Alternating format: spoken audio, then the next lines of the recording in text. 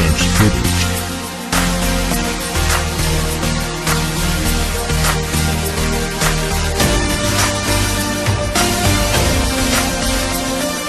salaamaaleykum man maa ngi tudd Galas Seck nekk chargé de communication COJER bu département Kër Massar nekk responsable politique à Yeumbeul Sud en même temps nekk investi sur la liste de la coalition Benno Bokk Yaakaar dirigée par le ministre Amadou Hott. waa tey COJER dañoo daje pour former 150 jeunes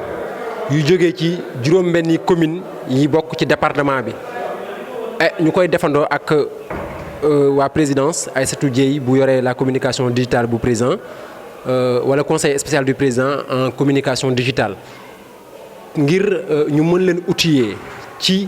wàllum communication digitale ngir ñu mun former xale yi ngir ñu mun former la jeunesse waaye ngir ñu mën leen jox ay jumtukaay yoo xamante ni bii dinañu mën a gunge juróom benni candidat yi nga xamante ni bii ñoom ñooy mbëru coalition Benno Bokk Yaakaar ndax ku ne xam na ni tey réseaux sociaux yi dañu am solo ci politique ku ne xam na ni tey que ça soit Facebook WhatsApp Twitter Instagram TikTok dañu am partition bu mag a mag ci élection yi moo tax ñun ndawu COJER ñu am xalaatu dajale 150 jeunes ci département bi former leen jox leen ay jumtukaay armer leen outiller leen ngir ñu mën a gunge suñu candidats yi ndax fi mu toll nii dafa mel ni lu ñuy wax ci xare la ñu ne te boo nekkee ci xare waroo négliger benn aspect lépp luy ngànnaay lépp luy jumtukaay war nga ko jël ngir nga mën a jàmmaarloo ak sa ay adversaires ngir nga mën a jàkkaarloo ak adversaires yi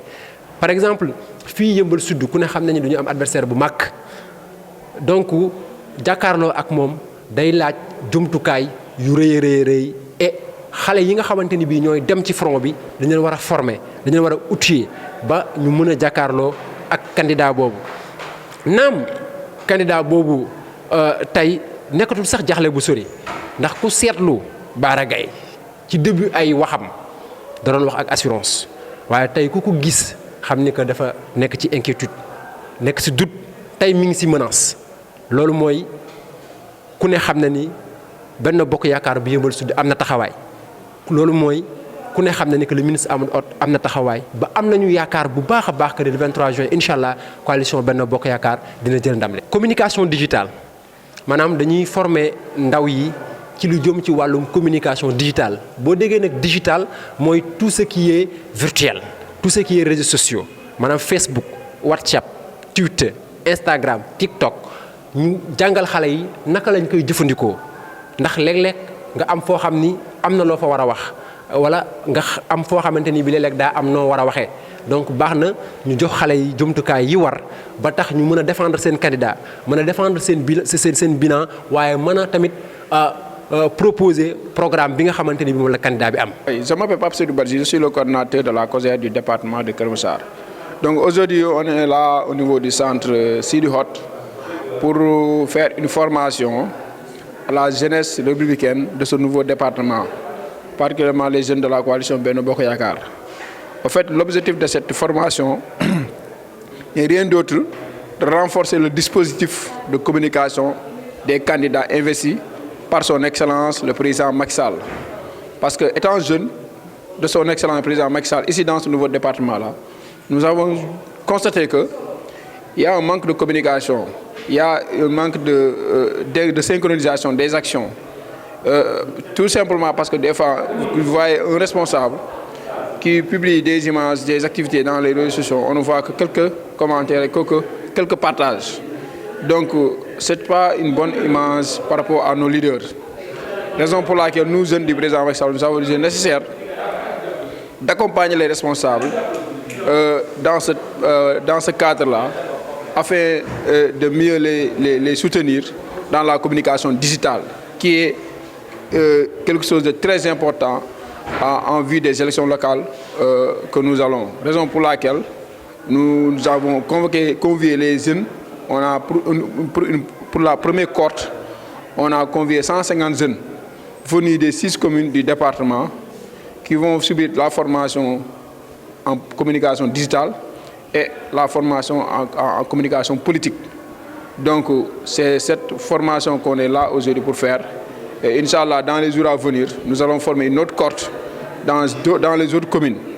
Donc ne serait-ce que pour que ces jeunes-là soient bien outillés pour mieux défendre le président de la République, son bilan, également les candidats choisis par le président de la République. Parce qu'il y a certains candidats que c'est le bilan du président de la République qui sera leur programme de campagne. En dehors des maires qui ont un bilan, en dehors des maires investis par la coalition, les candidats comme le ministre Amadou Hott, qu'on remercie de passage et qu'on salue, pour son soutien et son accompagnement qu'il est en train de faire pour la jeunesse du président de la République, ici dans ce nouveau département, mais également Madame le ministre, notre maman Assome Diatta, pour le soutien également qu'elle nous apporte dans le cadre de nos activités.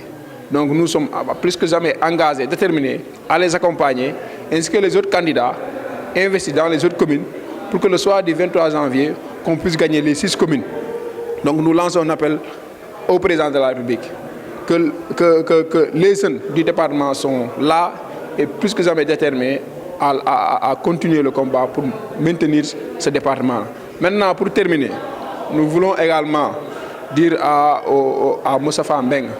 que l'heure n'est ni au querelle, l'heure n'est ni aux batailles de positionnement. L'heure est à l'unité, l'heure est au travail pour gagner le département. Lui, en personne, il doit s'occuper d'autres choses beaucoup plus importantes que d'entrer dans des querelles de jeunesse qui ne feront que diviser le parti, qui ne feront que diviser la jeunesse. Et lui, en tant que responsable, il ne doit pas entrer dans ces détails, dans ces actions de bas étage. Raison pour laquelle nous le faisons comprendre que nous ne sommes pas dans cette démarche fractionniste qui ne fait que diviser le parti. Donc nous lançons un appel au président Macky Sall de rappeler à l'ordre à Moustapha Mbeng, parce que ce qu'il est en train de faire dans ce département-là, c'est anormal. Le parti n'est pas son parti, n'est pas une affaire de famille, mais c'est une alliance pour la République dont nous tous, nous avons les mêmes droits et les mêmes devoirs. Donc notre seul et unique leader, c'est le président Macky Sall. Maintenant, ce n'est pas à lui de convoquer les gens ou bien d'essayer d'organiser les jeunes. C'est nous les jeunes qui nous avons pris l'engagement de nous organiser nous-mêmes et nous l'avons fait. Donc lui, il doit s'occuper d'autres choses beaucoup plus importantes. Son poste de conseil départemental, c'est mieux d'entrer dans des détails pour essayer de diviser le parti, de faire la guerre à certains responsables dans ce département. Même dans les investitures, on a vu ce qu'il a fait. Il a fait ce qu'il veut. Personne ne l'a rien dit jusqu'à présent. Maintenant, il ne peut pas encore retourner pour faire la guerre à certains responsables de ce département et encore une fois revenir pour faire la guerre à la jeunesse. Nous n'allons pas le laisser faire. Et nous l'appelons à de meilleurs sentiments, parce que s'il continue comme ça, il risque de perdre ce département-là. Et ça ne sera pas pour l'intérêt du parti. Et c'est le président qui va en perdre, c'est nous tous qui allons en perdre. Raison pour laquelle nous l'appelons à de meilleurs sentiments. Et nous le disons que nous sommes ouverts à discuter, à dialoguer, mais dans la paix, dans l'unité. Merci beaucoup.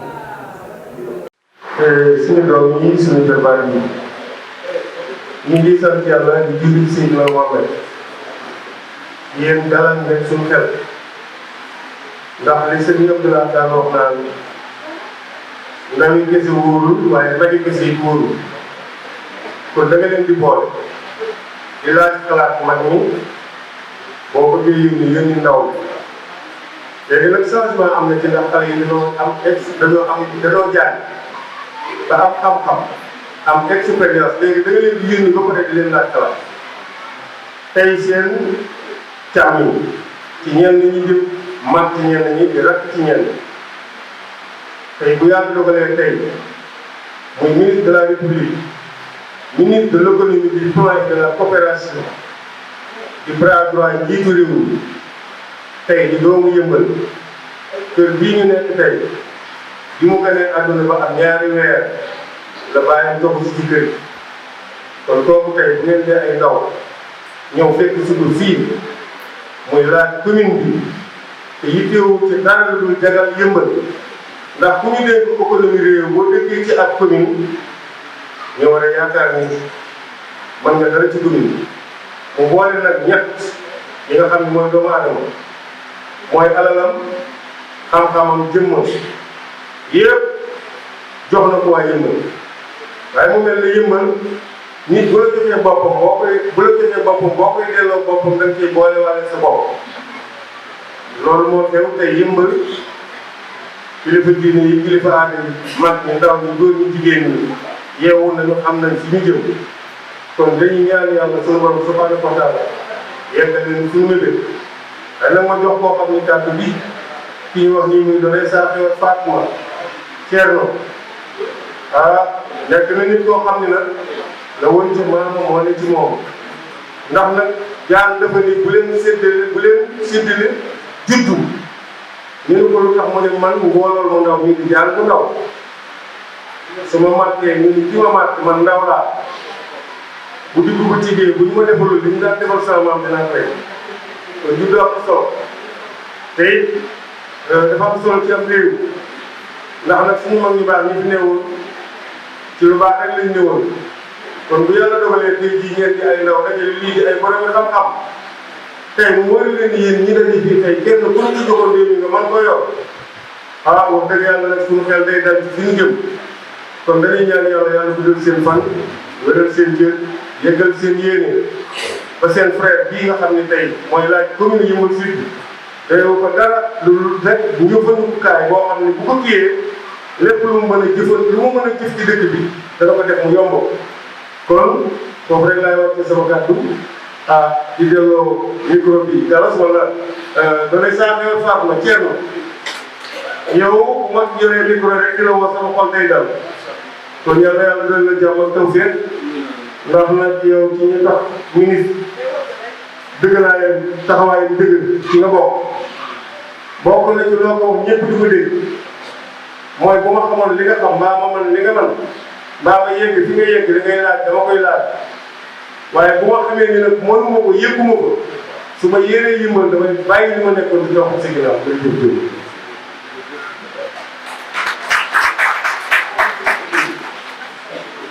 jërë ngeen jëf tey vraiment ñu am mbégte jàkkaarloo jeunesse bu mel nii dama yàgg di ko wax ci jamono toll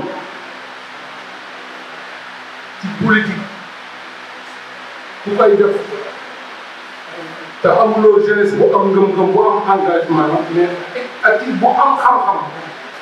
doo ko di sa yoon dina àgg dafa naa yàgg naa toog monsieur le ministre di ko wax loolu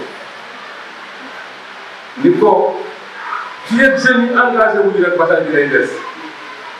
parce que mag baax na lool waaye mag ëpp na ci communication kenn la mën a waxal wala ñaar mais xalaatal xale bi toog tey yor portable am toog bu communiqué ñaata la communiqué ñaata kon communication dafa nekk loo xamante ni bii fii ñu toll ku ci investir bu wóor ci taxawaay bu wóor doo mën fi nga bëgg a àgg bu baax soo leen gisee sunu njaal benn sunu problème la woon ministre yi yàggoon na di def mais dañ naan mais ministre ak li ñuy def yëpp kenn xamu ko ci yëngu. bi jeunes yi jógee commencé di communiquer ci Amadou la ñu dem ba ne ndeke ministre def lii jërëjëf si ñoom seen bi ñu toogee naan xamuñu Amadou dëkk fi di ko jàpp lii seen nangam bi si jeunes yi jógee commencé dugg ci Facebook yi di commenté la ñu bëri commencé naan mais man li ma leen ci Facebook est-ce que dëgg la ñu ne ay jeunes ñoo commenté nee nañ Amadou lii kon sa doom bi nga daan jël di ko yónni naan ko kaay demal sa kër ba pënti boo demee waxal ma ni ko Amadou ak sa candidat la xale boobu léegi mooy toog ci clavier wax ñaar fukki moroomu papam nga gën léegi kon jeunes yi dara dañ leen a war a encouragé je pense que ku mel ni léegi doy rek ba ci démb yëguma woon lii garas maa ngi koy wax ni ko lépp ma ni ko am na lu ma d'accord ba léegi te bii rek ñu ngi ci wax man ni jeunes yi taxawaay dañu war a taxaw ni leen war a outiller ni leen war a jàppale pour communication bi daal gis naa loolu dafa màgg leen ma wax kenn am na lu ñuy liggéey xam naa ne mooy gis tey lii. dama gis nekk mel ni garas bi ma koy jël di ko xëcc naan da ngay dem direct si communication ministre wa Qur'an asim dama lire ay publication kene ñu ko yow maa leen nommé d'office parce que ñun lu mel ni leen soxla kon vraiment tey idée bii ku ko rafetlu doon nit ñun nag dañoo war a bàyyi lenn xale yi jamono tollootul foofu man mii di wax damay bind texte ba pare jël ko jox ko sama doom moo koy corriger kon ani xale nañuy wax xam-xam kër waxati xale nañuy wax xam-xam bu fekkee yow miy bàyyi bu ko ngeen ko wuuf ko boo bindee texte ba nga koo publier sa doom corriger la ko waaw nga ni doom doon waroo koo wóolu jox ko ay responsabilité mu teewal la dama ne kon am na lu dul dëgg ci ñaar yooyu waaw man loolu laa doon kon warul yem rek formation kese parce que nag dara militaire bi boo ko jàngalee guerre formé ko ba ñu formation mat na te ba muy dem ca front ba joxoo ko fital koo koy bal bu réussir guerre am yow moom ko yóbbu ca front ba joxoo ko dara yow dara dañu bëgg bu formation bi passé ngeen defar budget bi leen war pour gagner les élections parce que nag yii du ma ni pasar pasari parce que wax mu tegginuwul la mais farata dafa am fun na am kon ñun dañ leen war a appuyer bu ngeen pare seen liggéey bi li ngeen soxla ci moyen ni ko le ministre di waxee na ko lamb joxe ko su ko amul na ko wut parce que ay nit boo leen wóoroo ñuy ay xale am engagement bu toll nii ay borom xam-xam ñëw toog fii maa ngi nuyu soxla si bu baax la formatrice ci dal bi ak xam-xam bi defal leen li nga xam ni man nag leen rek moo ma ci xaw a naqari soxla si waaye formation yi bu leen di xale ne man soxla nañ ko rek da leen ciy boole la mais yàlla kontaan nañ trop ci turu ministre defe naa ni dafa nekk conseil mais bu ñu woon loolu kenn gënu ko bëgg njabootam man naa amit dana gën a pare mu teew bu teewee dina ñëw remercier leen fekk na trop ci li ngeen di def yàlla guddal seen fan en tout cas ñun mënuñu summi seen i mbubb papa seen i yaay teg ci seen i musóor takkal ñu jigéen ñi seen i papa summi seen i mbubb solal ñu góor ñi topp seen ginnaaw jiital leen ci combat bi vive la jeunesse vive la jeunesse